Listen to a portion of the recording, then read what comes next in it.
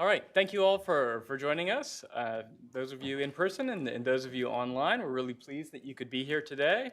I'm Dan Patt. I'm a senior fellow with the Center for Defense Concepts and Technology here at the Hudson Institute. And I'm really pleased to introduce our event on joint experimentation. We have two great guests with us today in person. We have Shotgun Browning. We also have Bob Stevenson. They'll be introduced in a moment. But I just want to talk for a moment about why this topic is so important in our current time.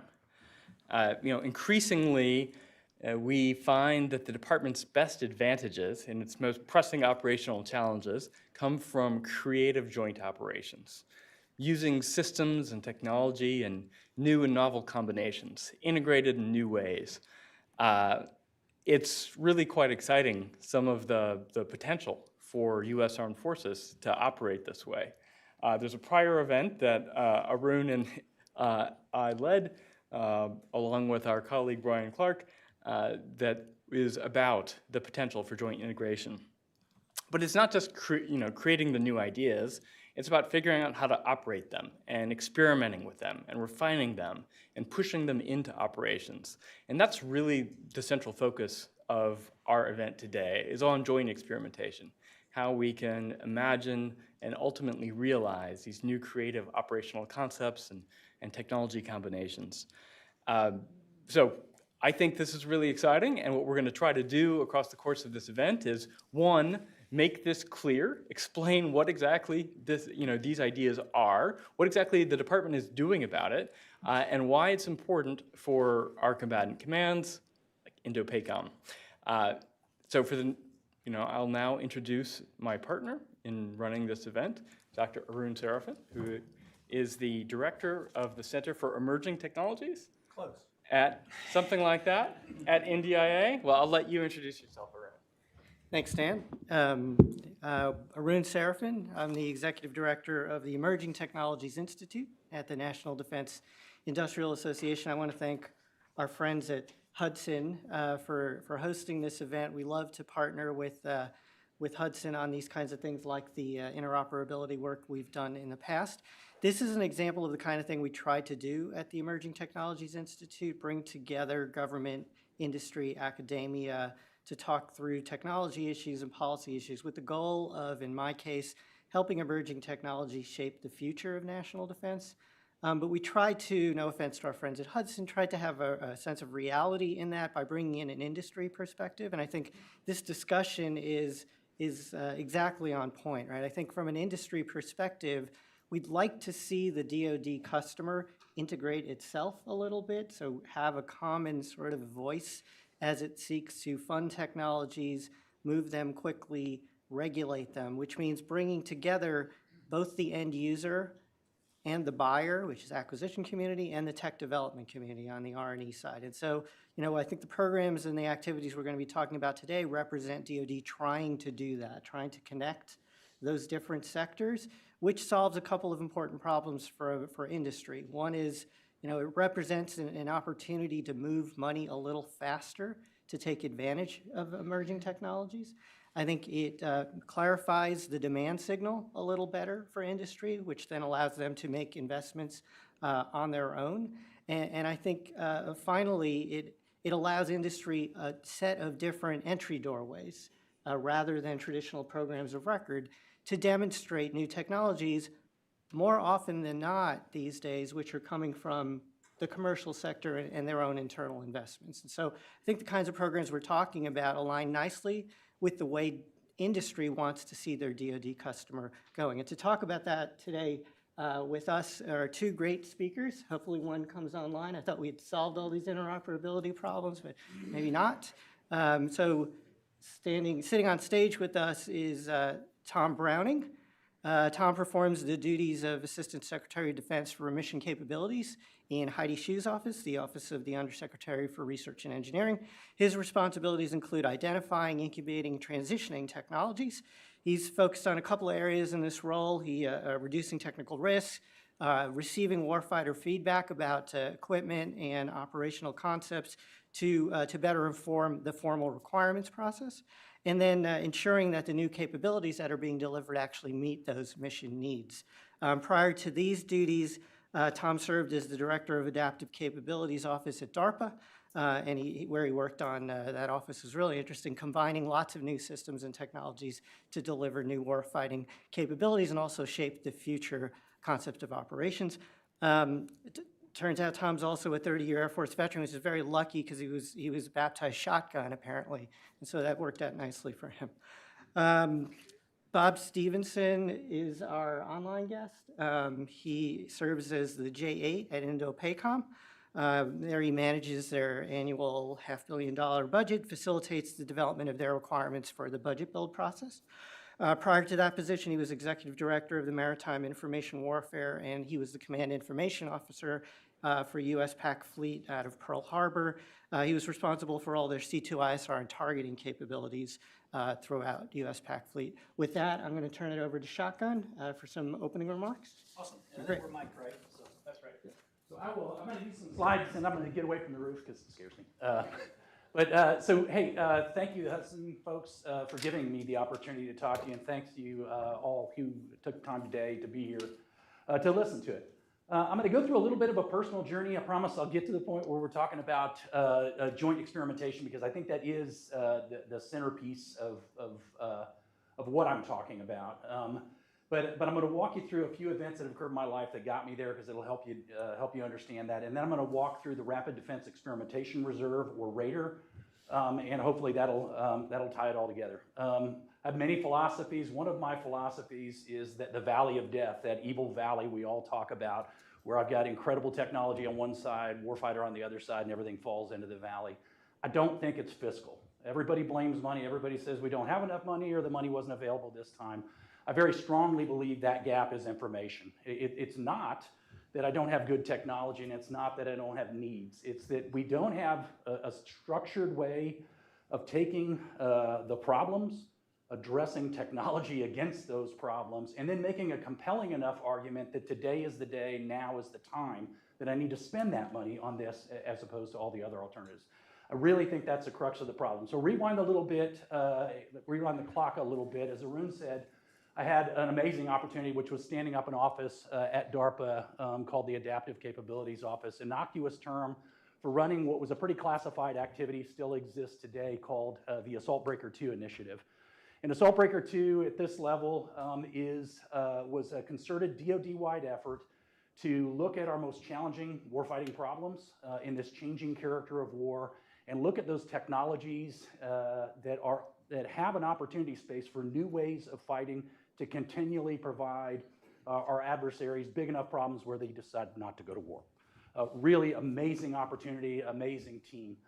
We went in partnership with the Joint Staff and brought forth what we called recommendations. Just think of it as we look through this very broad lens of the highest level adversary capabilities and the potential that we could do, what are the things that we ought to invest in right now? We made about 50 recommendations so far, and those that aligned very closely with a service, meaning boat things for boat people, airplane things for airplane people, they took traction. Now, part of that is we're all watching the same landscape and all thinking about the same things, and frankly, those who think about airplanes are probably stumbling on the same paths as us. The one that was interesting, though, is all of those ideas and concepts that we brought forth that fell in those gaps between the services really had difficulty getting traction. And for a large reason is because the services are organized, trained, and equipped to address those missions that they've been given by their leaders. They have a limited amount of resources to do that. They take every single penny to do exactly what they were told: better, stronger, faster. And to tell them that, hey, I got this thing that kind of fits in the seams, doesn't fit with the Air Force, doesn't fit with the Navy, but I'd like you to take some of that money and integrate this into your architecture, and it kind of fell flat. At the exact same time, J7 woke up to this idea that maybe we aren't set up in a way to fight this future fight, and the joint warfighting concepts are born. And it's been a really neat partnership between the Joint Staff thinking about the human part of the element, and then Assault Breaker 2 at the time thinking about the technical part of the element. And we walked further down this path of the roles and missions that these individual services may have in the future may be a little bit different than the roles and missions that they have today. And as that evolves, what they should be organized, trained, and equipping to buy necessarily evolves over time. Great minds think alike at the exact same time, the same time frame. R&E and A&S had been born from AT&L. My joke is they kind of moved to different towns. R&E was worried about kind of low technological readiness level stuff because that was the unique part there. A&S looking at big ACAT-1 programs. At the same time that we're all understanding that this place in the middle is really messy, and that place in the middle is where the valley of death exists. So with that as kind of a preamble, if you could go to the first slide. All right, I know this is kind of a weird one to show, but MISU realized that R&E maybe had walked a little bit far away from that valley of death and far away from the warfighter. So as they structured R&E with Assistant Secretaries of Defense, they invented an entirely new job. I'm the first guy to ever have it, called the ASD for Mission Capabilities.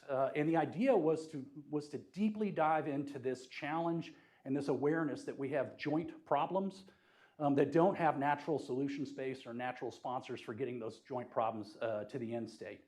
Before I ever got there, they had a great quote, which I put around the outside of this, which is this idea of identify, incubate, transition. It's funny, in Assault Breaker 2, we have a concept that we call the continuous innovation cycle. And the thought is, I can't just dream up ideas. I'd love it if I could leverage modeling and sim to find the knees in the curve and really suss out the most salient points in those ideas and those technical concepts.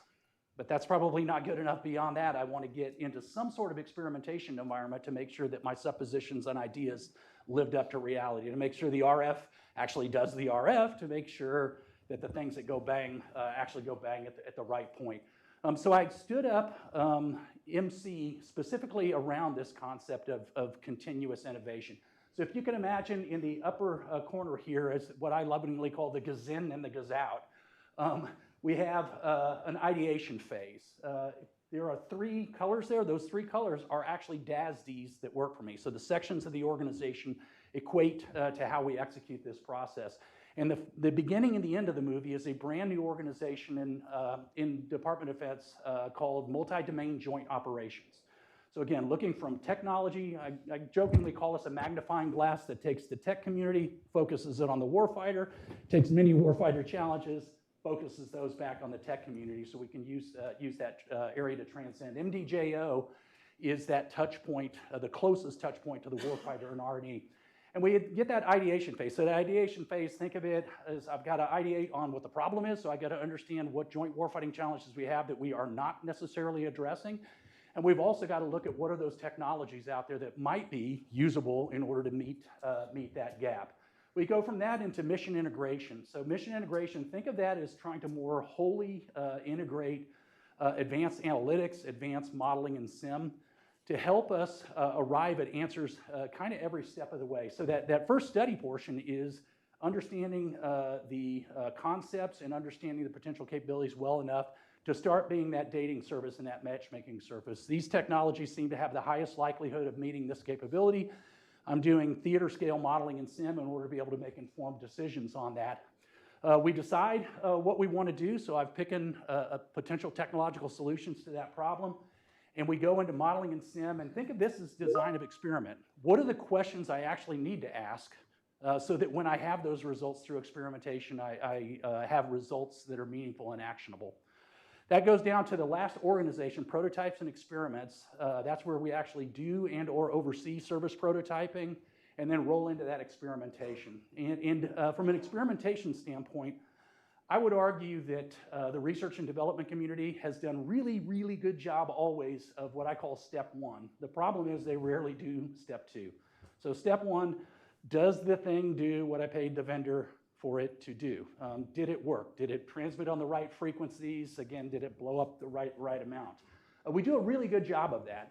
The challenge is that in today's environment, that's actually not what matters. What matters is when it does what you paid the vendor for it to do, did it actually have the effect I needed it to have?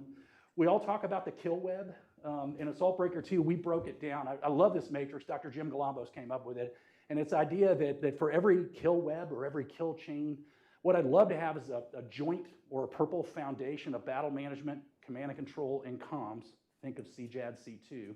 And every kill chain is a collection of sensors, platforms, and weapons that I plug into that architecture. Kind of an easy way of breaking it down. The challenge is that in this future fight, it's not just one service that's giving me each of those bubbles. So as I start looking towards the future fight and I start looking at that interconnected capability, it's not only good enough to go, did it work? And did it provide me combat effect? But it's really, did it work and did it provide me combat effect in a realistic joint scenario? And all of that is about collecting what we call the body of evidence. And that body of evidence is that compelling information that allows us not only to enable, but compel transition. And that brings us back up to that last part, transition. The only thing I hate about this chart is if you start transition right here at the very end of the movie, what happens is you walk up with a Christmas present to the warfighter, you hand it to them and you say, open it, I hope you love it. And they go, I wish it was this color, or I wish I had gotten that. You actually need to worry about transition all the way back here at the beginning. So it's this idea of an enduring engagement with the acquirers and the requirers where you're answering their questions as you go through this. All right, so next slide, please. Back in 2021, and this actually makes, I hate the way we do budgeting in the United States of America in some regards because I've got to sell a story about a year and a half before I get the first nickel. And so by the time you start doing anything, people are going, what have you done for me lately? Clock's been ticking. But back in 2021, the DepSecDef came to the same realization of all of us. Is we don't have a methodical way of taking the greatest warfighting challenges, the technological might of the United States of America, and turn that rapidly into actionable decision making. And the Rapid Defense Experimentation Reserve was born. Kind of a weird statement in that it's not necessarily this big bucket of money that the services could compete for. I wish that was true, but in a tough fiscal environment, that's not necessarily the way the movie works.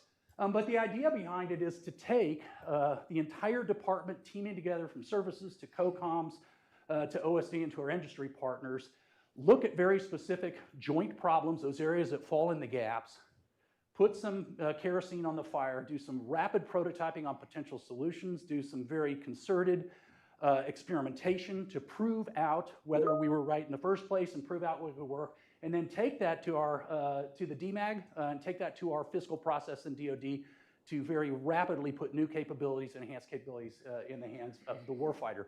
Again, born in 2021, first nickel dropped in 2023.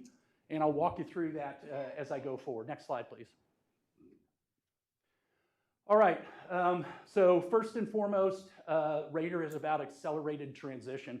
And although I tend to really emphasize the experimentation because I think that's where we make our money, the reality is where we spend our money is on prototypes. So rough round order of magnitude, last year, 2024, was about $300 million for RDER for the 2024 POM, give or take. That was less than we asked for, but that's where we ended up. And about 30 million of that was experimentation. All the rest was actually resourcing the prototyping that gets you to the experimentation phase. So although I think the experimentation is the most important component here, there is a significant amount of resources that go into developing those prototypes. But it is always first and foremost focused very aggressively on how do we get new capabilities in the hands of the warfighter as quickly as possible. It leverages mission analysis, it leverages modeling and sim. Most importantly, it leverages this idea of a campaign of experimentation where we go from proving that they work through something called TREX, Technology Readiness Experiments, and that rolls into major theater exercises with the services and the COCOMs to continue to prove it out. And then the final note here that I think is really important, because I had those chicken or egg discussions with the J7 one time, is RDER about making it so that I can execute the joint warfighting concepts, or is RDER about creating the joint warfighting concept? And obviously the answer is both, meaning that the way the warfighter uses the capabilities might very well be innovative to the point where it defines new methodologies for doing joint warfighting. However, our focus going into it is most often finding gaps within our ability to execute that joint warfighting concept and pushing from there. All right, next slide, please. Okay, we use 2-year money, and we built this around, we really wanted to make sure we had rapid response and rapid feedback. So we built around that cycle. So if you could imagine, every RDER class is like a class in school, but it's a 2-year class. So the class of 23 started at the beginning of fiscal 23. It is ending. We had a CR, so we started a little late, so I'll give myself a couple months. But we're ending in January with a final outbrief to the DepSecDef and the senior leaders. And for every year, you see there's a preparation phase where we're building the models, where we're looking at the warfighting problems we want to address, where we design and decide the technologies, work for the funding on those technologies. And then we go into that 2-year prototyping and experimentation campaign. And then there's transition, closeout, and working with the services. If you notice, it kind of flip-flops between a single bar and 2 bars. And this was born out of what happened rolling into 24. So for FY23, we were laser focused on Indo-PACOM. So it was partner with Indo-PACOM, figure out exactly where their largest joint gaps exist across the entire spectrum of operations, and make sure we're focusing on Indo-PACOM's biggest challenges. We realized 2 things. The first one is, wow, that's big and that's a lot, and that's probably not something we want to stop doing. So we turned the odd years, just think of it as one single enduring campaign from 23 to 25 to 27 to 29, where we're constantly spending on those challenges for Indo-PACOM. It is our pacing concern. And so what I believe very strongly is the vast majority of the things that you're going to come to looking through that lens are going to be very supportive, whether it's UCOM, whether it's CENTCOM, or others. So it gives us a really, really, really good high-end joint lens to look through. And that has proven to be true. When we rolled into 24, we realized that in 23, 2 areas were really underserved. We wanted some really great projects for contested logistics, and we were worried about forward-based defense. And when that goes up against naval communications and missiles and bombs and weapons and stuff, it always kind of falls on the cutting room floor. So we decided to give the department nowhere to hide. And we said, what are those challenges for joint logistics? And that's all you're allowed to offer me. You're not allowed to offer me other stuff. And what are those challenges with keeping our forces safe, whether it's small, medium, or large forward bases in a maritime fight? And we got some amazing inputs. We had inputs from the J4, where the J4 quite often isn't, so logistics aren't even allowed at the table. And so we got a nice list of very logistics-focused activities, a nice list of forward-based defense activities, and we're executing the prototyping on those right now. Again, 25, we went back to 23. Admiral Aquilino said, I need to be able to see my enemy, I need to be able to blind my enemy, I need to be able to kill my enemy.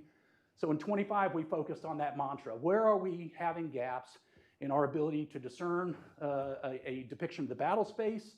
Where are those gaps that might occur in counter C5ISRT, if you've heard that alphabet soup? So how do we make their kill chains not work? And then the final one is, where are the gaps in our ability to make our kill chains work? That's in the POM coming up. Rolling to 26, we found 2 additional areas that we saw that were underserved. And now you can see kind of this battle rhythm of enduring look at the Indo-PACOM fight, and then a deep dive into a couple areas of concern. And the 2 areas that we picked for 26 are space control and space support to the terrestrial fight. I know that's a long statement, but basically space for space's sake, and how am I leveraging space to help that joint fight fully evolve. With the explosion in low Earth orbit, whether population, whether that's comms or ISR, that's a really big thing. And so trying to figure out how we can do that and integrate that as quickly as possible is awesome. And then the second one, again, pretty prophetic, because this was before Replicator existed, was this idea, if we're going to put a whole bunch of unmanned vehicles out there in the forward edge of the fight, how are they not killing each other? How are they talking to each other? How are they synchronizing? And we came up with the concept of collaborative autonomy.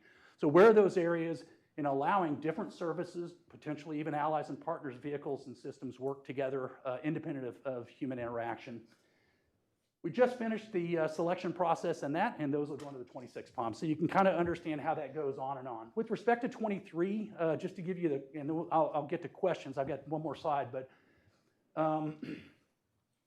we didn't know what to expect. So while I was still at DARPA, I was actually asked to speak at a RDER event with Congress. And I don't know why they asked the DARPA guy, but the question I got is, can you guarantee us every one of these things are going to transition? And my answer truthfully was, if all of them transition, we didn't set the bar high enough, meaning that we should be looking at those things that are painful, that live in those gaps between the services. We should be looking at some tech push, some areas where, holy cow, if this works, game changer. If it doesn't work, then it was worth a little bit of a bet. So my point was, I want a mix of the 2. Our very first graduates of the class of 23, if you will, we took 4 to the DMAG last October, 4 for 4. And I've got to obviously stay clear of money-specific stuff, but what I would say is 4 of 4 had specific service POM requests afterwards to transition. That movie's still playing out as we watch the money games, which was really amazing. We took an additional 7, so there were 23 in the class of 23. That was just random that they're both 23s. So we took an additional 7 forward. What was interesting is of those 7, we took 3 that we wanted to terminate before the end of the program. Now what's cool is in all 3 of those, it wasn't that the technology didn't work. It wasn't even that this isn't something the warfighter wants. And each of them have, and if you ask questions on them, I'm happy to answer, but each of them had an interesting story where either the technology matured slower than we could do on this timeline, and we really want to stick to our guns on getting things kind of out the door in 2 years. So one of them went back to the service for that. Another one was a really crazy roles and missions challenge between the Air Force and the Navy that goobered us up, for lack of a better term, for a while. They are now on the same sheet of music back in the lab working together on it, and so it will come back, and it'll come back in a very positive way. So it's not so much that they died, but that for the auspices of what we are trying to do right now, they all had to go back into the frying pan for a little bit to come back out.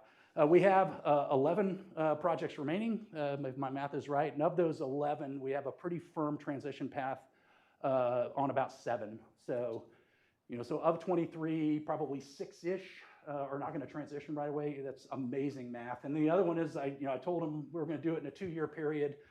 About December of last year is when we got started of 23 post CR, and as I said, we should close out in about 15 January. So pretty exciting. So that's this idea of taking warfighting problems, our joint warfighting problems, addressing some prototyping dollars to it, going into a partnered series of experimentation, and then getting out the door. Next slide, please. All right, how do you play? That's always a good question, and I'm just going to tee this up because I know I've always got industry questions on this, and I'll say a couple thoughts there. For me, the North Star is the warfighter challenge, not transitioning things. And so anything we do to buy down the warfighting challenge is work well done. Those who organize, train, and equip are services. So the absolute best path to getting into RDER is having a service who believes that they have a solution based on that technical challenge to move forward. As I said, we're dealing with a lot of things that fall in that gap between services. So I jokingly say we also run a dating service. We will have an industry day for RDER 27, which is the next one that has not been definitized yet. That'll happen sometime this spring. We will have an event where we'll talk openly about the gaps that we're trying to address and look for industry solutions. So we look with the labs, we look with industry, we look with the COCOMs to try to pull that all together to get the best possible technological solutions to go forward. All right, I'm going to stop there. I know I went a few minutes longer than I meant to, but over to you guys. Yeah, thank you very much. We'll move to questions in a little bit, but we'll first test to see if our AV setup is working. It's early morning out in the Pacific, and we'll see if our connection to Mr. Stevenson is live, and we can allow him to make some opening remarks. All right. So we'll let that roll a little bit, and maybe we'll start with some questions first. I'll open with a first question. And one of the things that really stands out to me is this feels like the department is systematizing problem first approaches. Like the department, we've long done system first and technology first. You and I are both familiar with DARPA. DARPA leads with technology often, sometimes creative systems. Services often lead with new system concepts that can replace old ones or fill gaps. This is unique, it feels, in that it's focusing on these joint problems. So we lead with the problem. Of course, we've done this a few times before. You mentioned AB2, which you took that same philosophy around that. And maybe historically, JIATO is another example where the department did some of that. But these problems, these transcend service boundaries. Can you talk a little bit about what is the coalition building like around this? You mentioned our combatant commands, you mentioned the joint staff, you mentioned service partners. what's it like to build coalitions around these joint problems? How do you pick which ones are important? How do you define them? How important is it to define them? How do you leave open a broad solution space? Yeah, that's you know, I lovingly say transition is a full contact sport. You don't ever brief somebody in transition, and it's when I was in the Air Force, it was actually the first time I started marching down this path. Was sequestration, and so a whole bunch of money went away, and you got to figure out what to do with the amount of money that's remaining. And a colleague of mine, so I was in requirements, and a colleague of mine was in acquisition, and we were actually opposite sides of the universe. And then take the third entity as the lab. So I'll dumb it down even further and say the requirer, the acquirer, and the developer. And we came up with a term that we called the triumvirate, and I think we were onto something really magical and amazing. And it was this idea that if you can have, and this is just DevSecOps, but you know, in the military, it takes us a while. But what we said is if I could take that individual who has the requirement, that individual who has a potential solution, and that individual who's actually got to buy that solution to make it work for that other person, and you convince them to work together as a team, you win. It works. And going into sequestration, we actually refocused ourselves that way, and we did extraordinarily well fiscally when we were able to walk that direction. So what I'll say is that's part one. Part one of this is that idea of meshing operator, developer, and then the people with the wallet, because all of those end up being critically important to understanding that you're meeting a challenge and that you're meeting a challenge in a fiscally responsible way. I'm going to give you one example that transcends both AB2 and RDER. So people have heard me say this before, can roll their eyes, but 16 April 2019, Assault Breaker 2 brought a problem to the Joint Requirements Oversight Council that we called the Battle Management Command and Control Dilemma. And we said, holy cow, this future as far as how we battle management command and control today and how we might need to do in, say, 2040, wildly different. These hyper-connected kill chains result in a need to make decisions at a much broader scale than we've ever had to before. And so where it used to be organic sensors, organic shooters, you tell them go that direction, take those people, come back and tell me how it went, it isn't how we need to fight in the future. And out of that event, the CJAD C2 effort was actually born out of that actual meeting. And this realization that we can't look at command and control through service-centric eyes. What we did in Assault Breaker 2 is we came up with a new experimentation environment that we called the VFCC, Vanguard Force Command Capability. Vanguard Force, just think of that as the force that I want ready for the war all the time, every time. And it sprang from actually the former J8 in Indo-PACOM. When we asked him about how he would command and control in the future, he said, I don't even think there's a place where you could experiment, going back to experimentation, which was true. How do I know how I'm going to fight if I never get to try to fight that way? And so what we did in Assault Breaker 2 is we built an architecture that allows very large, broad scale, opened about 2 years ago, human in the loop, but many, many constructive entities, battle management, command and control architecture. I know it's a long answer, so I apologize. but we ended up working with Indo-PACOM starting about 1.5 years ago and used that as the nucleus of something called the JFN, or Joint Fires Network, the Indo-PACOM Joint Fires Network. 1.5 years ago, we wondered how one goes about, how do you transition a command and control facility that's just joint, that doesn't serve a service, that isn't part of any given service. And what it required was a partnership between R&E, A&S, CDAO, DIU, and Indo-PACOM, and SCO. So what I ended up doing is I took the leadership of every one of those organizations and made them my peers in leading the development of the Joint Fires Network. And so what was interesting is where we have kind of these bespoke capabilities within the services and within the department, by wrapping them all together, if I had a data question, the data person's there. If I have a West Coast problem, the West Coast people are there. So it's allowed us to move really rapidly and take JFN in just 1.5 years from a concept to what is very likely going to be a program of record 12 months from now. So. All right. You mentioned that industry can participate in this. Yep. If you're talking to a big guy system integrator, and then if you're talking to a small guy or a commercial company, what would you tell them? What is the way they actually can participate? Sounds like this is a little bit of internal machinations? And so how does industry insert themselves into this process? Yeah, it's another fantastic question, and I'm going to give a blurry answer, but I'll try to do as well as I can. I was in a defense innovation meeting at one time, and 3 different entities in the department, no names, said what's cool about us, where we're unique, is we work directly with industry. And I'm like, I think we all work directly with industry. And so that industry touch point could start as early as my DARPA roots. So if an industry partner is working on a DARPA program and it seems to be doing very, very well and aligns to a RDER class, the answer is it is going to be considered. If an industry partner is working with a service lab in any fashion and it's aligned, it is going to be considered. So a lot of those, I'll say the traditional paths, we have done a really, I believe, a remarkably good job of separating, at least first order of magnitude, separating the wheat from the chaff, finding those projects that are ongoing that have the highest likelihood of success and bringing them forward.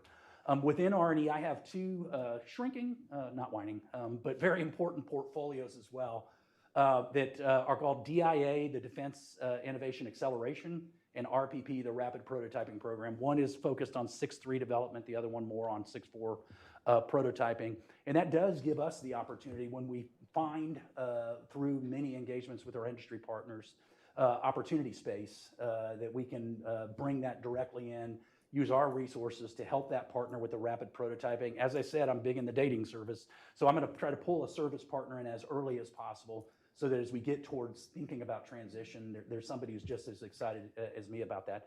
And then the final one that I shamelessly plugged up there is we do periodic industry days. Now, when I do industry days, you are going to see DIU, CDAO, SCO, DARPA, and others in the room with me.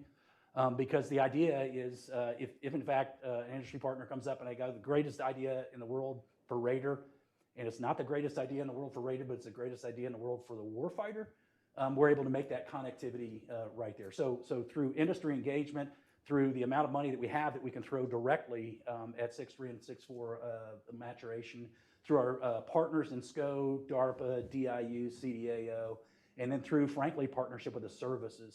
So I would argue there's a lot of different paths. And what I'll offer to you is if you go, I got the greatest thing in the world and the DoD's just not listening to me, reach out to me, please, and I'll ensure I connect you to the right people. So on the industry days that you mentioned, do you expose industry to the problems you're thinking about? Absolutely, yes. Yeah, and we run them at times we have run them at secret level. I know that's limiting. We try not to do that, because we want to get maximum exposure possible. But I keynoted our last RDER Industry Day, and what we talked about, we came up, gave a threat brief. We had the combatant commander come up and give what they thought was most important to bring out. And then we talked about the specific technical areas that we were looking at. That took about a third of the day. I'm lying. One other thing, again, on purpose, we had CDAO, DIU, DARPA, and SCO actually give 15-minute pitches so that if the industry partner showed up at the wrong meeting, again, they've got someone to meet with. And then we spent the next 4 to 5 hours doing speed dating. So we had different rooms for the different technical areas that we were looking at, and our industry partners got to run in, talk to them, make sure that, again, if there's a there, that we were able to start moving down the path. And last one, so 2 years ago was the first time we did an industry day this way. We got a lot of really positive feedback, and so we'll continue to do it that way. Can you offer some comments about how RDER relates to Replicator, if at all? Do they live alongside each other? Yeah, thank you. And this is a common, I think, a common misperception. So I am the R&E lead for Replicator, so that's my family also. There's also a third one that I want to throw in there just to make sense of the evolution, and that's AppFit. So accelerating the procurement fielding of innovative activities or technologies. And although I am not quoting her because I probably don't have the words perfect, this came from a meeting that I was in where the DepSecDev was talking about the confusion that people have about all these innovation programs. And what she said, and again, my words, not hers, but what was said is, RDER is how I get from promising technology to an actual military capability, meaning I've done that work to prove that it works, to prove that it's rugged, to prove that the warfighter needs it, and to prove that it matters. AppFit is a fantastic tool for going from warfighter capability to a program of record as quickly as possible. Replicator is a fantastic tool from going from program of record to very rapidly acquiring that at scale. And those aren't the only answer, so just think of those as linchpin programs for helping the department look at things a new way. It is absolutely not true that as a corporate partner, you have to go through RDER to get to AppFit, to get to Replicator, or we don't care.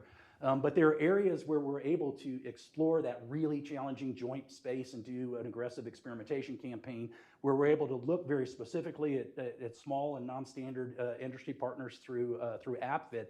And then where we're able to take those areas that we think scale is important and scale is important right now, and using Replicator, we're able to aggressively approach that problem. So they obviously overlap, and we're all one family, but the idea is that we're attacking different parts of this transition challenge all together as a team. All right. We'll return to the Q&A momentarily. I think we have our audio only. So we've abandoned video, but we have audio only for Mr. Stevenson. Bob, if you can hear us, please let us know, and please go ahead and offer your introductory remarks. You know, we're so glad that you've taken your position, and please share a little bit about the view from the command and what your priorities are. Thanks, Dan. Can you guys hear me okay? Yes. Okay, well, all I can say is, boy, that was fun. Yeah, happy to be here today. Shotguns are hard act to follow, but I'd like to talk about, you know, how we come up with requirements and how we communicate those requirements and kind of the feedback loop. So the first way is every year I get to submit an integrated priority list.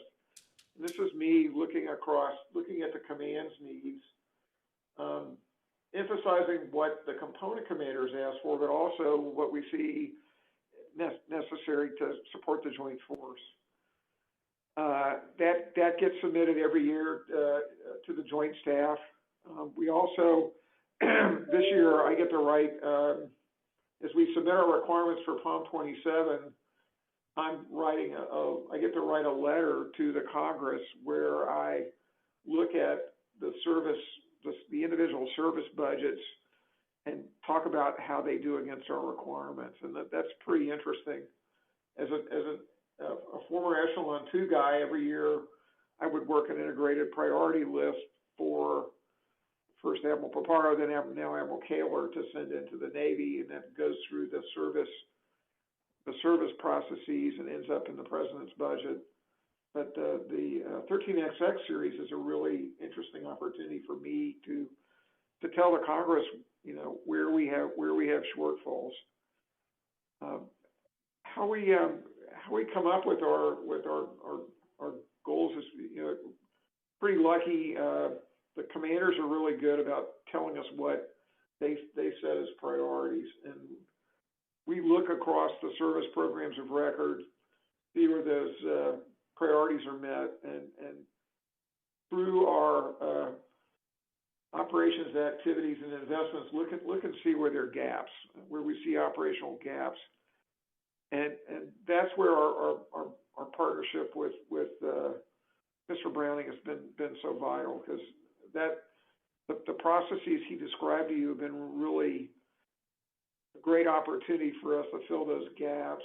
I think the Joint Fires Network is a shining example. That went from a DARPA experiment into a rapid prototyping phase that we successfully demonstrated in the Valiant Shield exercise this summer, and now we're moving on as that becomes a program of record, and we'll transition to Air Force. You know, I think we need to highlight the work that was done by the folks in OSDA&S that basically helped make the transition to acquisition and the services and the agencies that stepped up to be transition sponsors.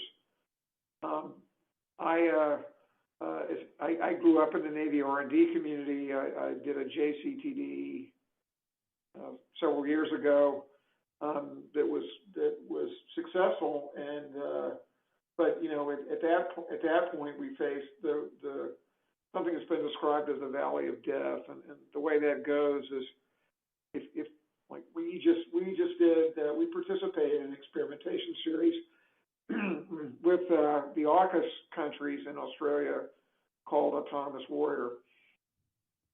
In the olden days, and then several years ago, we would be faced with, we would go, hey, we have a requirement for a capability we saw in Autonomous Warrior, and that would get funded in POM 27. And if it was a new program, if we succeeded in POM 27, if we were lucky, that program would get started in about 3 years. And that's just unacceptable. As you all follow world events, I know the rising tensions in the South China Sea, and as we see China continuing to pressurize the Taiwanese, we are concerned about being ready for a potential conflict in the very near future. So we're trying to move fast. The nested technologies that Shotgun just described between RDER and AppFit and Replicator are really serving us well, I think, especially for some of the new capabilities that Admiral Paparo talked about when he gave his interview about what Hellscape is and what we're trying to do with manned and unmanned teaming. I think that I want to do a commercial for something we do in conjunction with NDIA in the spring. It's the Pacific Operational Science and Technology Conference, or POST. It's going to happen in the first week in March out here. I think the benefit of is it gives us an opportunity to talk specifically at the classified level about what our requirements are. And we open it up to industry partners so we can share where we have gaps. And hopefully that will be a good place for you all to come out and learn more about what we're working on, where we still have gaps. I'm working with Mr. Browning's staff right now as we look at RDER 27. We're also closely partnered with the folks at DIU on Replicator. We're excited the first capabilities testing will happen in January. We've got a fairly rapid pace of monthly experiments to test out not only the equipment, but to test it against our concept of operations, the concepts of employment, and then we're looking to get to initial operating capability later in the summer. So all these things, all these processes that the department have put in place, that the DefSecDef has done for us, has really enabled us to go faster. And the speed of change is great right now, because what we've seen is our adversaries all over the world have figured out a way that the pace of change in modern warfare is just unprecedented. You can look at what's going on in Ukraine, look at what's going on in the Red Sea, and you can look what we face in the Western Pacific, and it's a very rapid pace, and we have to be able to think on our feet, to fail fast, learn from our mistakes, and press on. And I think that's something new I'm trying to overcome, because I think assessing risk is something we do every day in the way we operate, in the way we experiment. But I think over time, in some areas, we were, I think, failed on the side of being a little too cautious, going a little bit too slow. And we're looking at ways to be able to do better at collecting data, rapidly analyzing the data, figuring out what happened, and move on, much like what we're seeing in some parts of private industry in the United States. We're also partnered with George Rumford at TRMC to be able to collect data that we can rapidly analyze, figure out how to go. I think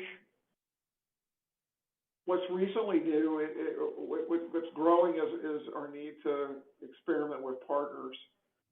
Is based on what I just saw at Autonomous Warrior in Australia. Partnered with the AUKUS nations, seeing what innovation their nations can bring, working to integrate those capabilities across the coalition force is really vital.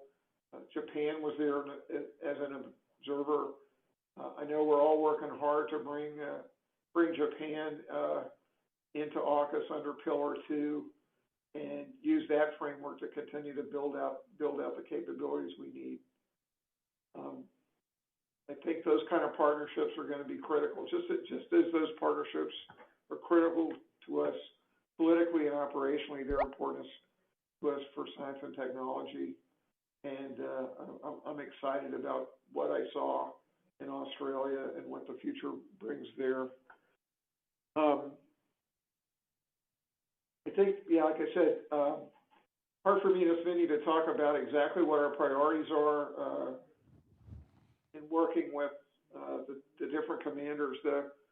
I think we've been fairly consistent looking at what as we think through future challenges out here.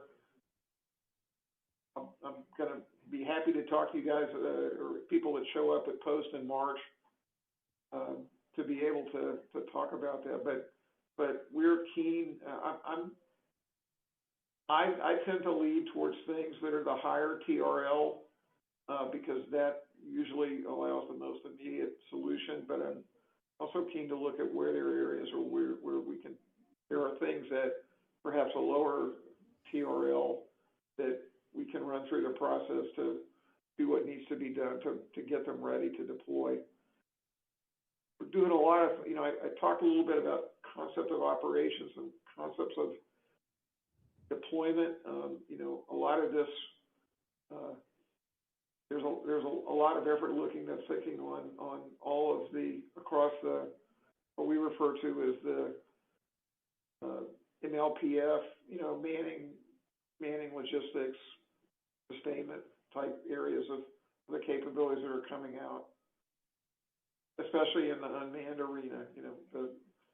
The capabilities don't do us any good if we can't get them where we need to at the time of need, and if they, we can't sustain them in the field if their use calls for that. So we're using our experimentation to tease out those details,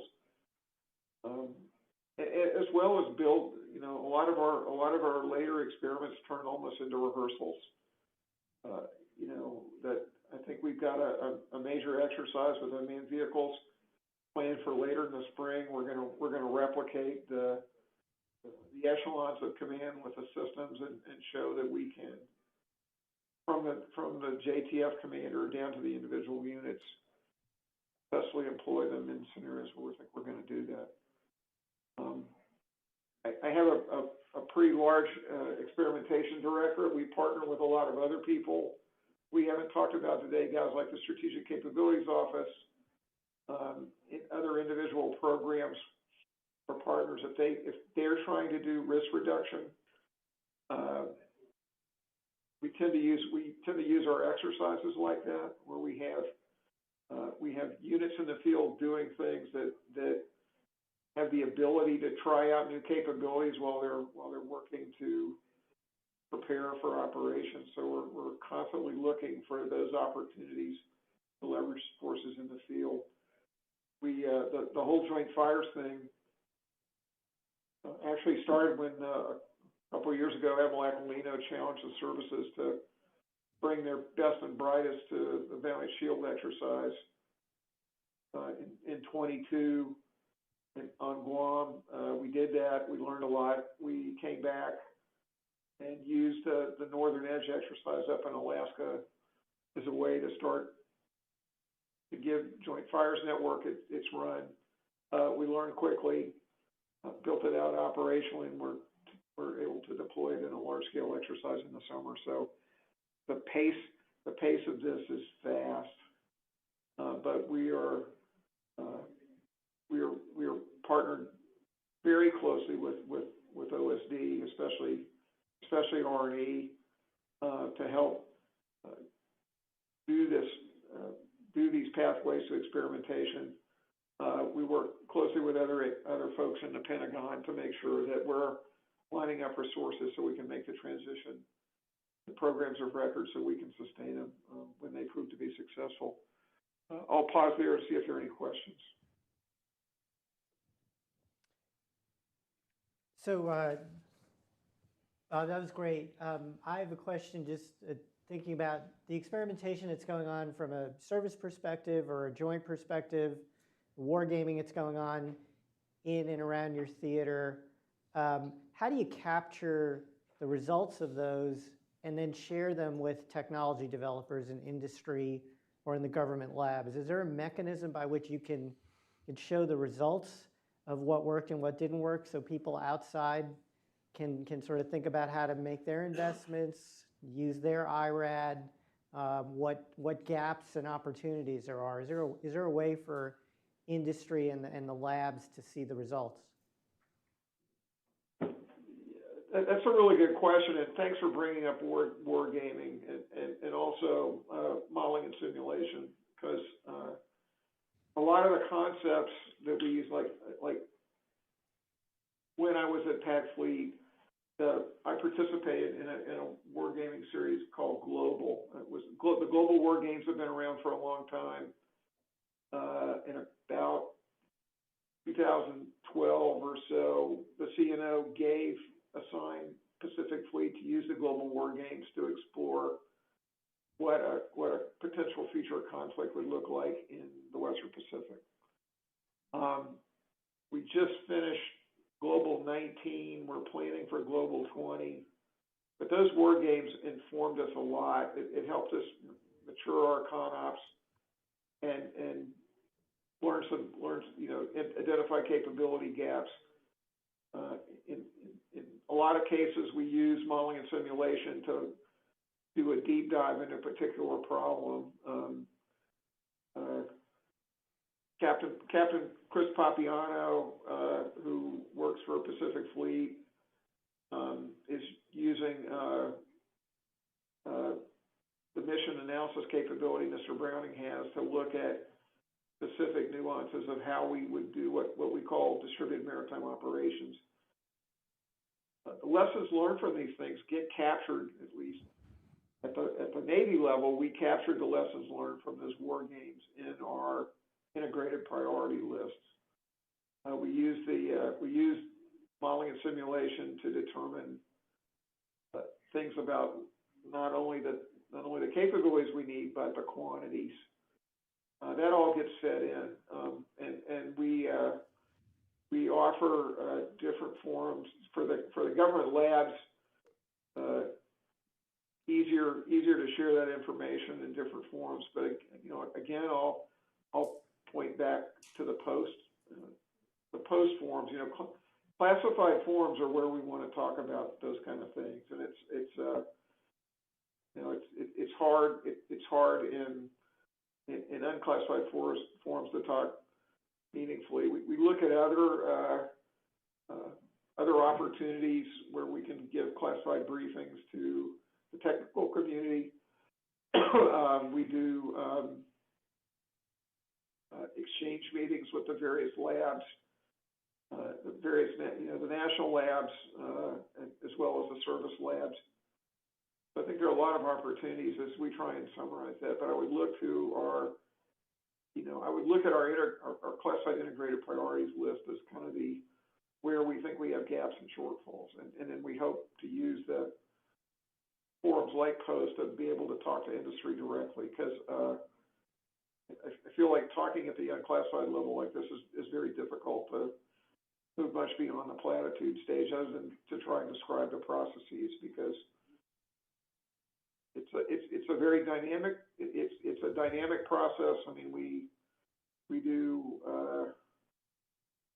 many events a year. We also do cross-service things. I participated in something called Space Battle School that was put on by Aerospace Corporation, and Spacecom in Colorado Springs. We did 3 of them. We learned a lot working in partnership with the Guardians there. We're looking for other venues to continue those very specific games about space capabilities. I think there are other opportunities where we're able to meet in classified venues to try and persistently message the scientific and technical community where we have gaps, where we're trying to do. I also use we use the joint emergency operational need process to go to the joint staff to highlight where there are things that we identify capabilities that urgently need the attention and support at the department level to do that. That process is good to get the requirement in front of the Pentagon, but then there's a separate issue is how you find funding to get funding into the president's budget at time of need to do this. So I think there are lots of opportunities to do that. We're trying to talk to people who are interested in helping us, so we can convey where we think we still have gaps. I hope that's helpful. Over. Hey, Arun, could I do one shameless plug on that? I mentioned it earlier, but as part of the RDER process, we came up with a concept that we call T-Rex. And for those who are aware, it's actually an event as well. It's a pretty big undertaking to throw an event where we bring in a whole bunch of hardware and actually prove out things. And what the team has done over the last 2 years is those T-Rexes have grown way, way, way beyond RDER. We have industry partners who actually bring equipment of their own accord to come put it in the hands of the warfighter to test, to demonstrate, to work, to learn from each other. So from an opportunity space, whether it's in partnership with the service or whether it's as a direct industry partner, if you think you have something, and again, our industry day is a great place to understand where those gaps are. But we had about 95 technologies at our last T-Rex, and only a handful of those were specifically associated with RDER. You're able to talk to each other, you're able to learn from each other, so it's a really cool collegial environment that, barring funding, is going to happen about no less than 2, but hopefully 3 to 4 times a year. We'll have these events where we're throwing, for lack of a better term, throwing a party, bringing warfighters in and using capabilities in a representative environment. You can get lessons learned there, you can learn from each other there, and I think it's a great opportunity. So let me try to summarize some of what I think I've taken away so far today. First, you're stepping back. It sounds like the biggest problem the department is facing overall is agility, and really agility in the face of the PLA. It isn't necessarily just capabilities that China may have, but it's their ability to change, to field new things. And it sounds like that's just it's a broad challenge for the department.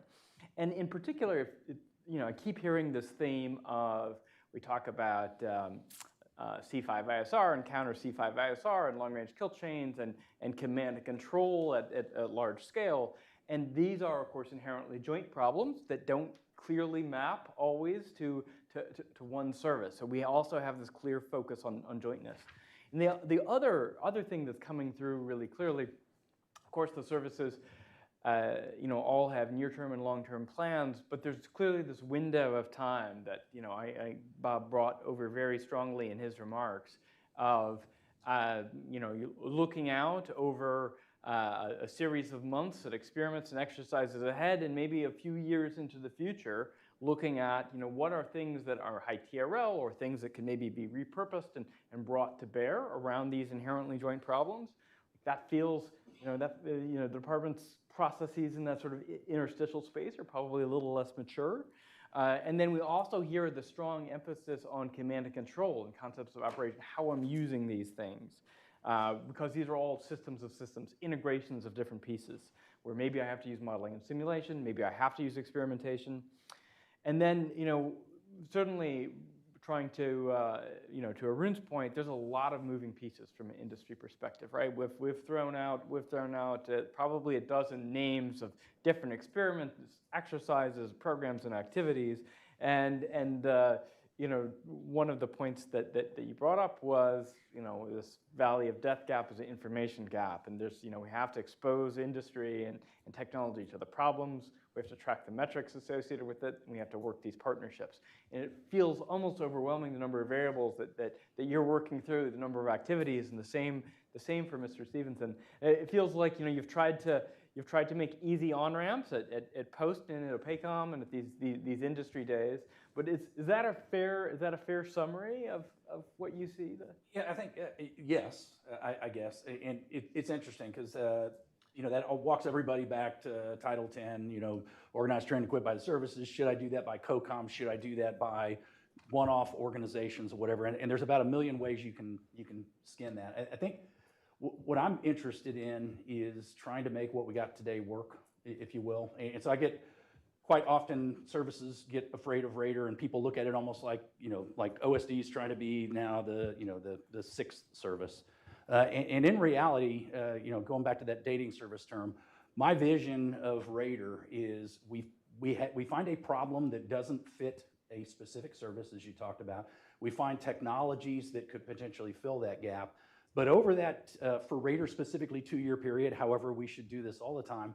Not only are we figuring out how to fill that gap, but we're figuring out how to enduringly fill that gap. And Bob added one angle to the JFN story that I didn't mention directly, but it's really important, is as our acquisition sustainment partners looked at how does one transition this thing? That I don't know, there's not a transition path.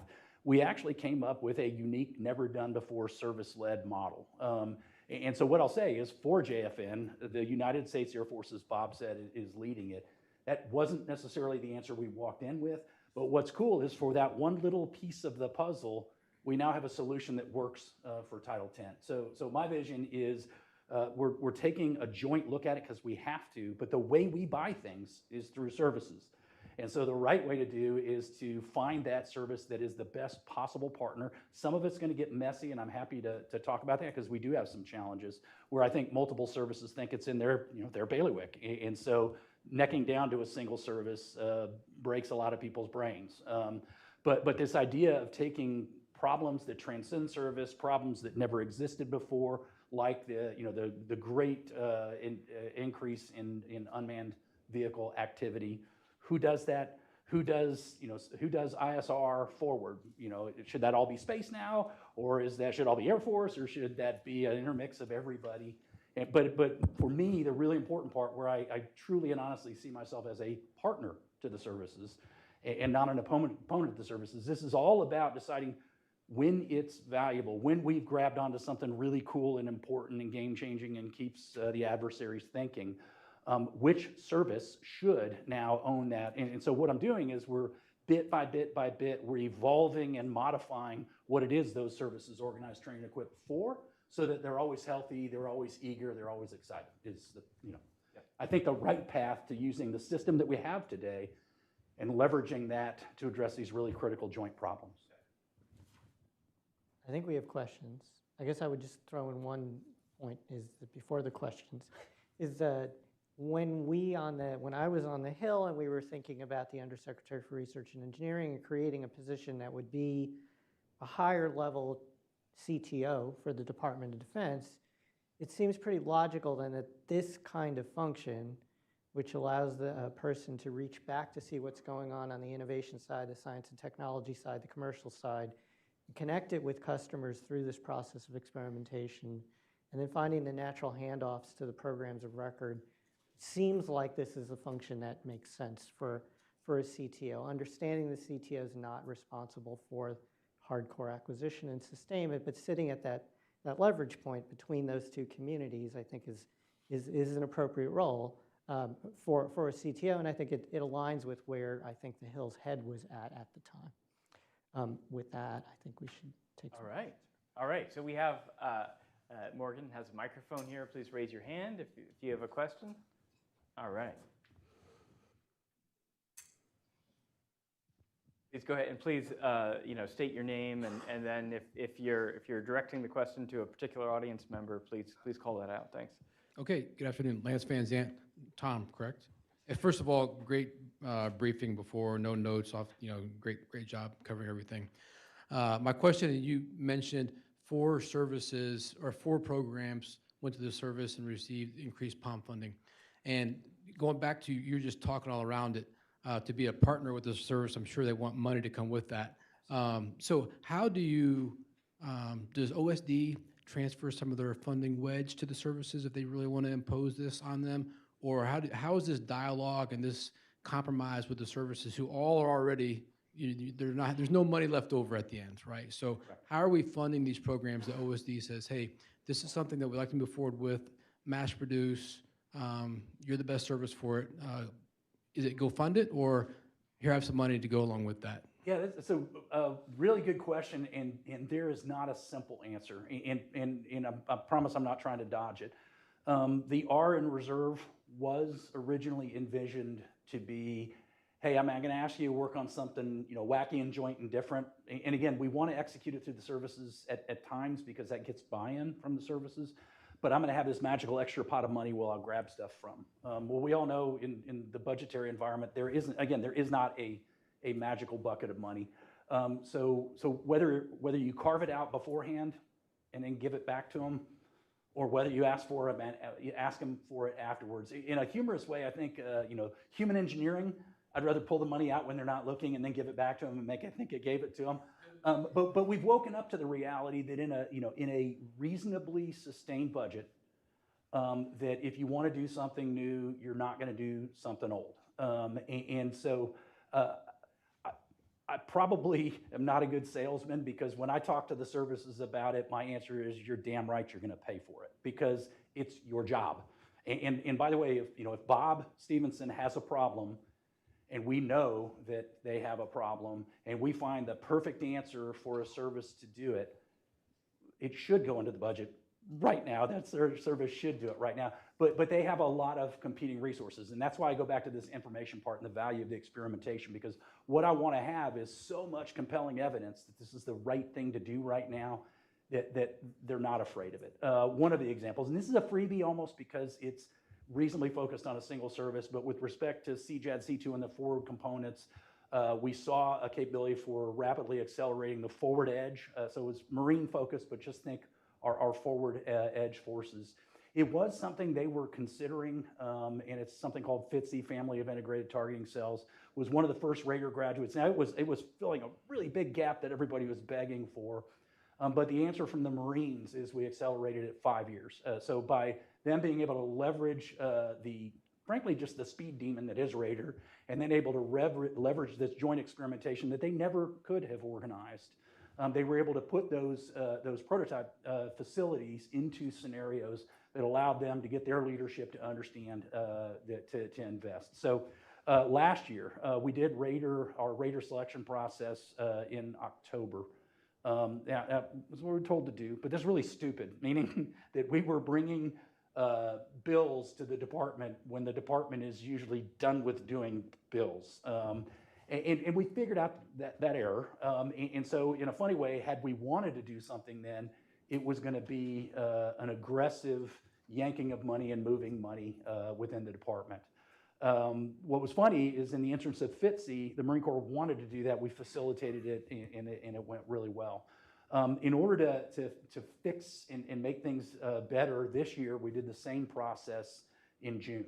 And what that allowed us to do, so it's not perfect. It's not, there's this magic free bucket where I go, let me give you money for good behavior. But it allowed us to talk about the transitions in light of all the other programs that it has to compete within the 26 POM. And we actually did well. So we'll see how the whole budget plays out. We don't even know what 25 is going to look like yet. So what we've done is we've refocused the process so that when you are making those decisions, it's at the time that we make decisions as a department. And I'll say one final note on it, and that is it's back to this idea of transition starting the day you start the prototype. Where I think, so it's kind of neat. Our last tranche of FY23, as I said, is occurring this January. Some of those programs already have, in at least the draft PB, they're faring very well in the 26, even though we haven't completed even out briefing it. But because we've partnered with the services from the day we started that prototype, and they were standing side by side with us while we're doing T-Rex and while we're doing those range experiments. It's the actual program managers who are going, oh my God, yeah, we do need this. Let's put it into the POM and let's start working it. So by getting the services as excited about it as early as possible, I think you smooth flow the funding problems. But it is a challenge. And you know, perfect world for me, having a giant bucket up front that says, I'm just gonna give you candy to play with this, and then having a 1 to 2 year transition fund where, holy cow, you know, I literally call it missionary a jump ball. Wouldn't it be great if I said, some service is gonna do this, you know, who wants it? And there's 2 years of, you know, O&M or whatever, so that you get folks to eagerly accept that understanding it's not gonna provide near-term negative fiscal impact, but we're not there yet. So does that help? That does help, thank you. Next question. Carl.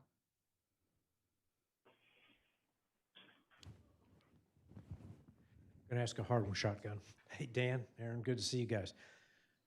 RCCTO, Works, DIU, RDER, SCO. Who's coordinating all this? What is the mechanism? Is Doug Beck manning and deconflicting and helping with collaboration? Could you go into how that organizational structure is functioning? Because there's so many of them, and tangentially that, do we have too many innovation entities within OSD to, we need to get out of our own way sometimes. So. Yeah, no, so good question in a ridiculously big organization. So part one, do we have organizations in the Department of Defense, I don't care whether it's innovation or not, that have outlived their usefulness? Yes. and can we figure out ways to shoot them in the head? Yes. But if you went to the Air Force and said, is DAF RCO the one you kill? The answer is going to be no. If you go to the Army and say, is RICTO the one you're going to kill? The answer is no. So within, what I'll say is within OSD, I had the opportunity to brief OMB on this very question because they were very curious about why the heck we had this entire ecosystem. And what I would say is for the entities under the Secretary of Defense right now, there is rational logic why each exists, and there is rational logic why each has an independent role of the other one. You know, DIU has a very specific mission space and role that I don't think would make sense that R&E would necessarily, you know, suddenly fall under a DIU, or that ANS would fall under DIU or whatever. So I would say, but we have what I'll call mechanisms. So as I told you earlier, I am the R&E rep for Replicator. There aren't Replicator things where we don't have the opportunity to participate. DIU participates on our selection panels for RDER. CDAO participates on all of it. SCO participates on all of it. So it's not pretty, but part of it is we self-police. We actually work together. We actually interact. We actually participate with each other where it makes sense. And what's neat, and again, coming from this OMB brief, where areas where there is duplication of effort, we've done a pretty good job of you know, separating, yet, you know, making sure it's taken care of, but making sure it's not perfect, but making sure there's not duplication. I know that, you know, Doug has very positive visions for DIU as a broader role. They have something called DICE. I actually don't even remember what it stands for, but it's a forum for innovation specific to integration with non-traditional performers and getting other folks in. Ms. Hsu has a CTO council that makes sure that we pull it all together. The DepSecDev has a Defense Innovation Steering Group, you know, my very strong opinion after sitting side by side with all of my compatriots, again, at least within the OSD, is that it is imperfect, but there's nothing I'd shoot in the head right now. And that I think we do a tremendous job of collaborating. And I think that, for what it's worth, I think having a lot of different doors plays to industry's advantage, because we are looking through different lenses. We are looking at the problem sometimes a little bit differently. So responding to a CSO versus responding to a RDER request versus responding to SCO. Number one, again, if you respond to the wrong person, we're getting really good about making sure we introduce you to the right person. But it all funnels together. You know, my team that leads, and I should have said this earlier, my team that leads RDER experimentation, that team is the team that does AUKUS experimentation. That team is the team that does replicator experimentation. So if you're going to go to experimentation, it's all one cohesive partnership. So regardless of where you start, and that's why I said it, that funnel is getting good, and diversity in entry points, I think is good. So it is imperfect. It is confusing. I think where we are right now is the best of a lot of bad options. How about that? Yeah, this is Bob Stevenson. If I could sort of pile on to that, I think Shotgun characterized how the different things fit together, and I think they do play well together. And yes, in a perfect world, we'd like to, there would be a, if I had my way, we would have transition lines in the budget when something new popped up. We could say, hey, I can't wait. I can't wait. I've got a capability right now. I really can't wait until 27, and I really got to figure out a way somehow inside of execution year in the budget to break free some funding to actually start production. But I think the partnership with Doug is good. I've got one of his guys on my staff. I'm the designated command technology officer. I guess there's only one chief technology here, but I'm the command technology officer. So kind of my job to look across the staff and look across the components and make sure, we do the appropriate work under the appropriate capabilities and while representing our needs,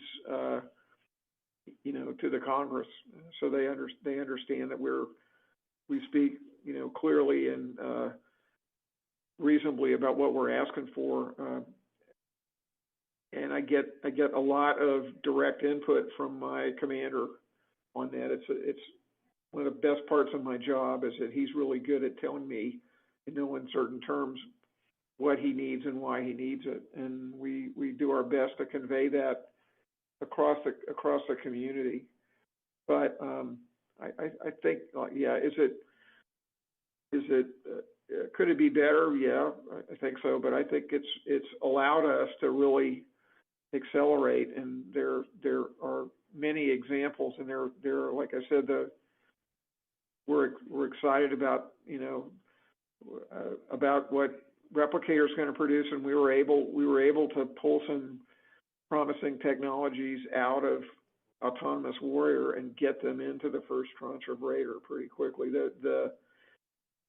I think DIU gives us interesting ways to reach out to private industry, where the people that haven't traditionally worked with us, and I think that's been really successful so far. So, is it a lot of work to do? Yeah, but it's important work, and it needs to be done at our best speed. Over. One of the things that stands out to me that's a little bit different here in experimentation is you don't necessarily know exactly what the future is going to be. It feels like there's a clear problem, maybe, but the solution space is open, and you might be trying multiple things. And of course, this is a little discordant with, I think, what many of us associate with traditional acquisition, where you want to be really sure that you have the right solution before you put procurement dollars against it. You want to make sure that that's de-risked. It sounds like the time pressure that we're under, this focus on agility, is multi-pathing. And maybe this is a feature and not a bug when we think about this. Is that a fair statement? No, yeah. Yeah, Dan, I think it is. It really, we are. We do have a sense of urgency to get to move quickly on this. Is there? Do we know some exact timeline? No, but watching what's happening, us constantly assessing our capabilities, we just feel this urgency we've got to move faster than the traditional acquisition allows us. The other thing we're seeing is there are some efficiencies in doing this. So, there's by being rapid adapters, we've been able, in some cases, we've been able to replace stuff we're using with newer stuff, which works better and costs us less money. But it's taken a lot. We have to work with the resource sponsors. We have to be very careful. We work within, law. We are very careful with that. I have two really good attorneys that I work with to make sure that everything I'm doing is doesn't break any laws, and I've got a lot of really talented scientific people that make sure I don't break any laws of physics. But no, I think there's a definite necessity, and then as I mentioned earlier, we're watching adversaries all over the world do things much faster. Field new capabilities, things that were absolutely, and I talk to the other AORs quite a bit. I'm a good friend to Admiral Mattis, who's doing unmanned vehicle stuff in the Black Sea for NAVUR, and we're mutually supportive. We've given him some of the technology that we've developed in some of our integrated battle problems to help him go faster. So this is really a global need, and I talk a lot I'm talking to the other COCOMs. I've had big discussions with STRATCOM about what we've learned in terms of resilient command and control. Dr. K, before he left, went over and talked to EUCOM quite a bit. I think shotgun and teams are headed for Europe. So I think these things we're talking about are really not unique to Indo-PACOM. I think it's become a global problem in the kind of conflicts we're dealing with right now. Over. I can give you just two other thoughts on that one, and it gets back to that word experimentation. And I actually think as a department, we walked away from that a little bit before. We did demonstrations and we did exercises, and there's, to me, between demonstration and test, there's something in the middle there. And it goes, Dan, back to your point that when I'm experimenting, I have a supposition, I have a hypothesis. I don't know what the answer is, right? So I'm actually doing an experiment to understand the answer. And so one of the common questions I'll get on RDER, and goes a little bit back to your point, is hey, are you going to promise us you're going to buy the exact thing that you prototyped? And I'm like, probably not, because we very likely learned utilizing that prototype. And so it'll be an informed, back to your point, an informed acquisition decision.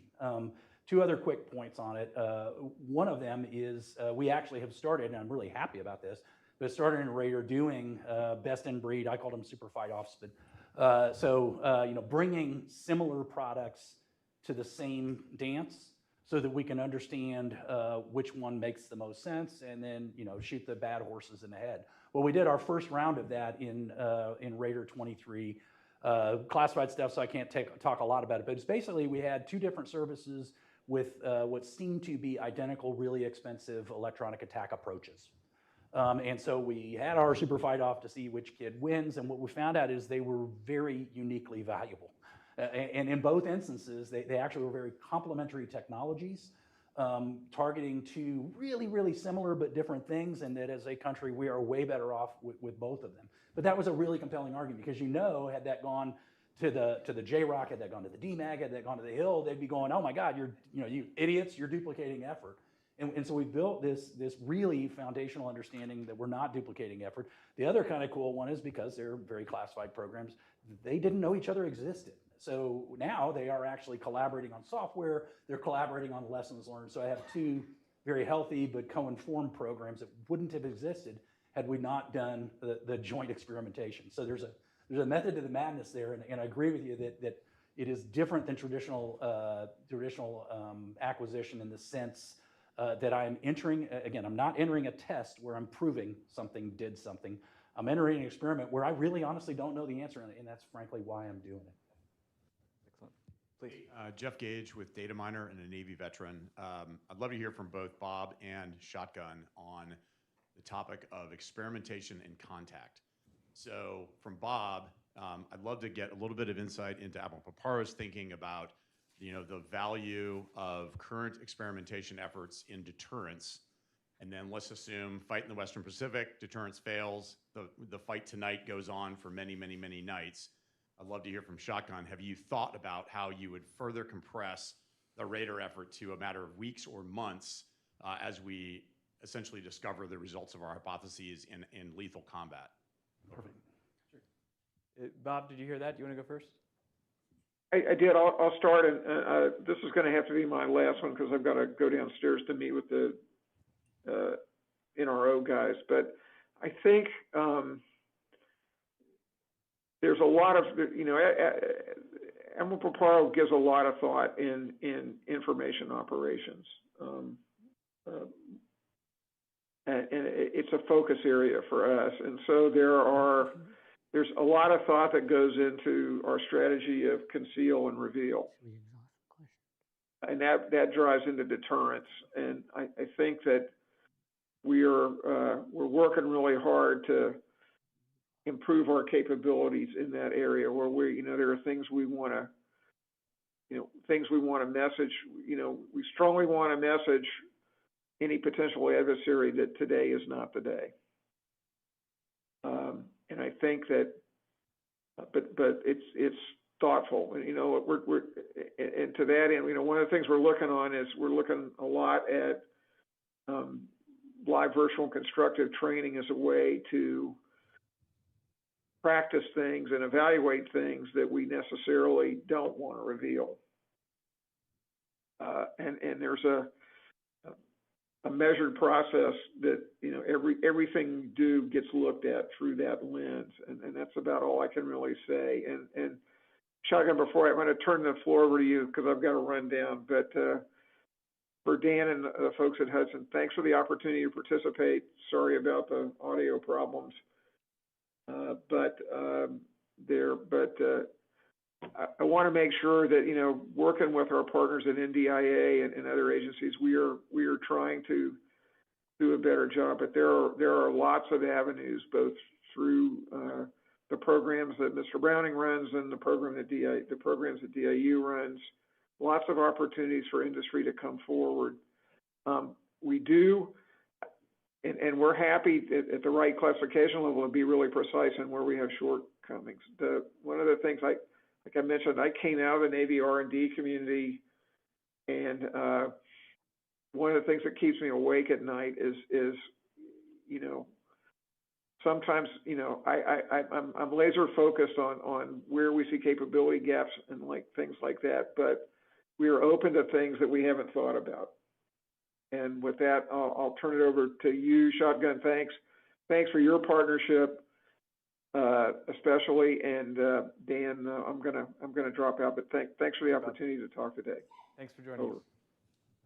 Yeah. So Okay, out here. Yeah, interesting question, and I'll twist your words just a teeny bit because for me, I get asked this about Ukraine a lot.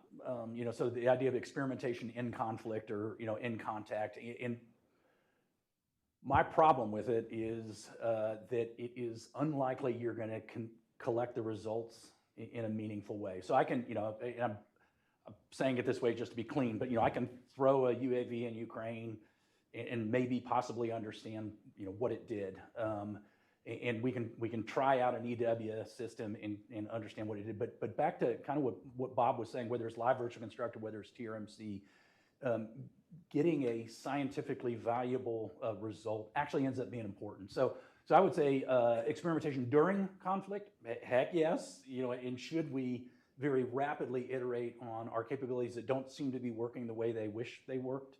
What I believe, and this is back to me being supportive of the services as opposed to duplicative, is ideally for every weapon that's in conflict at that time, there's a service owner who's working and gerbling away at it as fast as they can, and that absolutely with their partners in PACOM or wherever the problem happens to exist, that we're able to get together as a joint force. There from the acquisition side, there's the Joint Rapid Acquisition Cell, JRAC, over in A&S.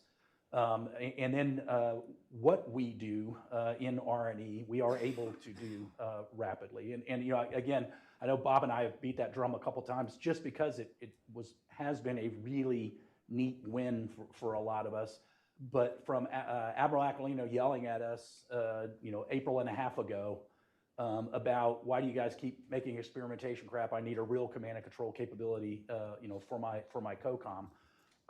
Within a month, we had money on contract And within, so December, we did the first demonstration of Joint Fires Network. And as Bob said, the next April, we did the first all-up fielded multi-site engagement. So 12 months from a COCOM saying I have a problem in peacetime, we had a multi-site battle management command control system that had never existed before. So we're capable of going fast. We're capable of responding to the adversary. But yeah, so I think the tools are there to go fast at the time of need. Obviously, the money's got to be there, but that tends to happen at the time of need. And I think back to Glenn's point, I think in a funny way, us having a diversity in players on the football team means we have a lot of different ways of addressing the problems rapidly. All right, so as we move to wrap up, any closing comments, any closing thoughts? Yeah, so a couple.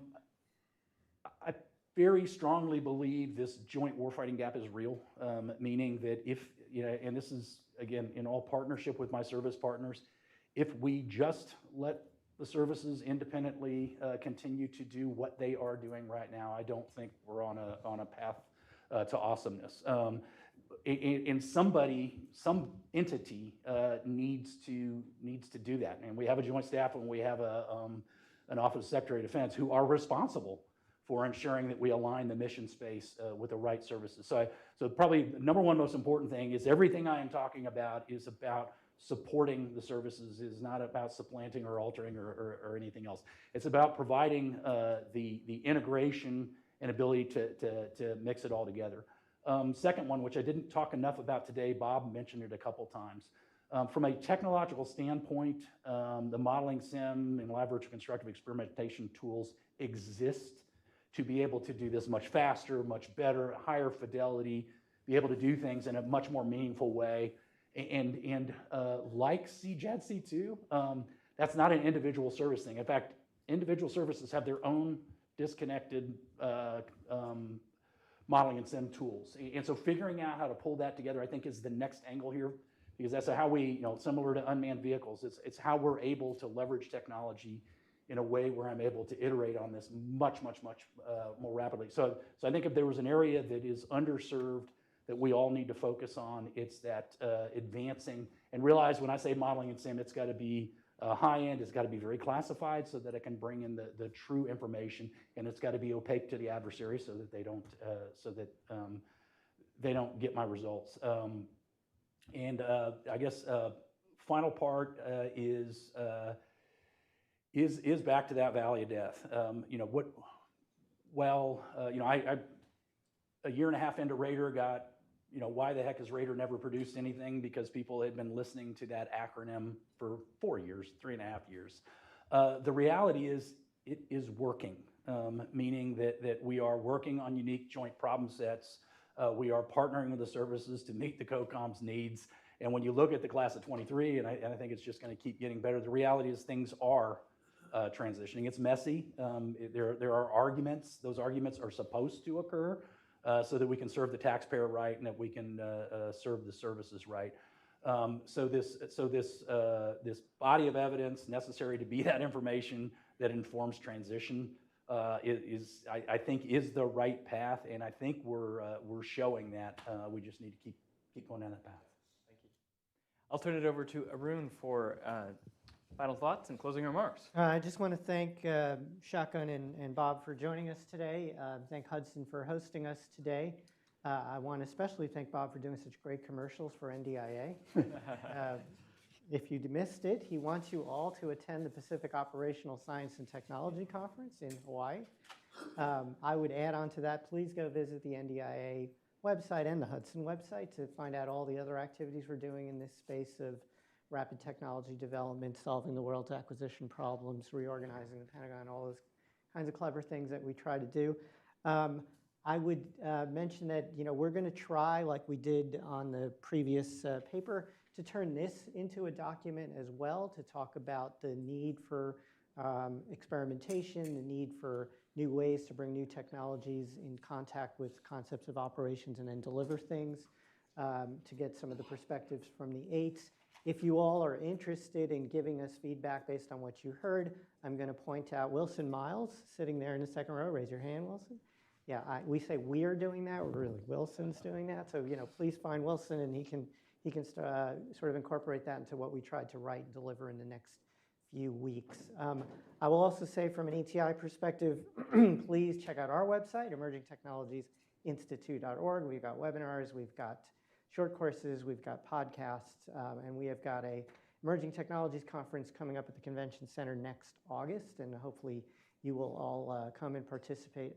Heavy participation from R&E and A&S. Shotgun was a speaker this year, and also with UCOM and AFRICOM to get their perspectives on new technologies and how they're affecting their theater. With that, thank you all again for attending. Please go eat Hudson's food and drink their coffee, and we'll try to talk outside. All right, thank you all.